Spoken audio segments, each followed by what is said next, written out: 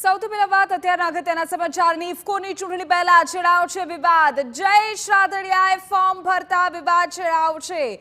ગુજરાતના ઉમેદવાર તરીકે ભાજપે બિપિન પટેલને આપ્યું છે મેન્ડેટ। જયેશ રાદડિયાએ હવે ભાજપના મેન્ડેટથી ઉપરવટ જઈને ફોર્મ ભર્યું એ સવાલ થઈ રહ્યો છે। ઇફકોના બોર્ડ ઓફ ડિરેક્ટરની 9મી મેએ ચૂંટણી છે। આપણે કહી દઈએ કે વિઠ્ઠલ રાદડિયા એ ઇફકોના ગુજરાતના પ્રતિનિધિ રહી ચૂક્યા છે। ત્યારે આ મોટા સમાચાર જયેશ રાદડિયાએ ફોર્મ ભરતા જ વિવાદ સર્જાયો છે। ઉલ્લેખનીય છે કે ગુજરાતના ઉમેદવાર તરીકે ભાજપે બિપિન પટેલને મેન્ડેટ આપ્યું છે, તો પછી જયેશ રાદડિયાએ કેમ ફોર્મ ભર્યું એ સવાલ સર્જાઈ રહ્યો છે। મોહિત ભટ્ટ અમારા સંવાદદાતા વધુ જાણકારી આપી રહ્યા છે। મોહિત, આખો વિવાદ શું મેન્ડેટ અગાઉ બિપિન પટેલને આપી દેવાયું છે, તો પછી જયેશ રાદડિયાએ કેમ ભર્યું ફોર્મ?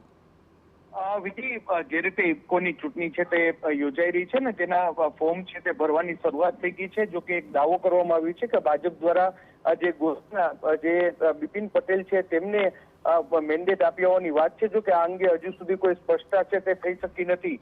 છેલ્લા થોડા સમયથી જે ભાજપ છે તેમના દ્વારા સહકારી ક્ષેત્રમાં પણ હવે મેન્ડેટ આપવાની શરૂઆત છે તે કરવામાં આવી છે। પરંતુ આપને હું જણાવી દઉં કે જે ગુજરાતમાંથી ઇફકોના સૌથી સિનિયર તરીકે રાદડિયા પરિવાર છે તે રહ્યા છે। અગાઉ વિઠ્ઠલ રાદડિયા છે તેઓ ઇફકોના ડિરેક્ટર તરીકે હતા અને ત્યારબાદ જયેશ રાદડિયા પણ હતા। જો કે આ મેન્ડેટને લઈને હજુ સુધી કોઈ સ્પષ્ટતા છે તે થઈ શકી નથી। ગત 24 તારીખના રોજ જયેશ રાદડિયા છે તેમના દ્વારા આ ફોર્મ છે તે ભરવામાં આવી છે। સ્વાભાવિક છે કે જયેશ રાદડિયા છે તે રાજકોટ જિલ્લાના સૌરાષ્ટ્રના ખેડૂત આગેવાન છે, સાથે સાથે સહકારી ક્ષેત્ર સાથે પણ જોડાયેલા છે। એટલે તેમના દ્વારા આ પાર્ટીમાં મધ્યસ્થી કરીને જ ફોર્મ ભરવામાં આવ્યું છે કે કેમ તે એક મોટો સવાલ છે ને, તેને લઈને જરૂરથી ચર્ચાઓ અત્યારે શરૂ થઈ છે। આજે જે સહકારિતા મંત્રી છે અમિત શાહ, તેઓ જામકંડોળાની મુલાકાતે છે ને જે જયેશ રાદડિયા અને વિઠ્ઠલ રાદડિયાનો ગઢ માનવામાં આવે છે ત્યાં જ તેઓ આવી રહ્યા છે। ત્યાં જરૂરથી આ મુદ્દે ચર્ચા થાય તેવી પણ પૂરી શક્યતા જોવા મળી રહી છે।